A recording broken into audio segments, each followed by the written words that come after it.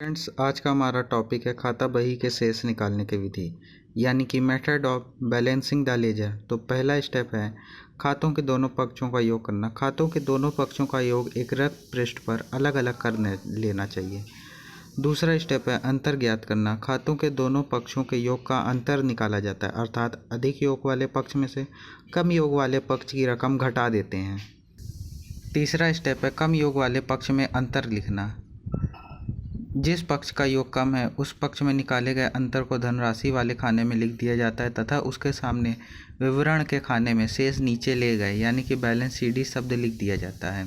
शेष निकालते समय दिनांक के खाने में उस माह की अंतिम तिथि लिखी जाती है जिस माह के लेन देन उस खाते में लिखे हुए हैं। चौथा स्टेप है योग बराबर करना।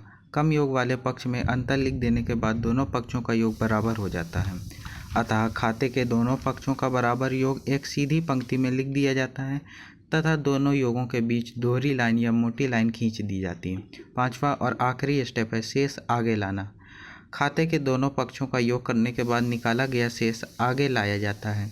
यदि ऋणी शेष है तो निकाले गए शेष को ऋणी पक्ष के योग के नीचे लिख दिया जाता है, एवं यदि धनी शेष है तो निकाले गए शेष को धनी पक्ष के योग के नीचे लिख दिया जाता है तथा उसके सामने विवरण वाले खाने में शेष नीचे लाए बैलेंस BD लिख देते हैं और दिनांक के खाने में अगले माह की प्रथम तिथि लिखी जाती है।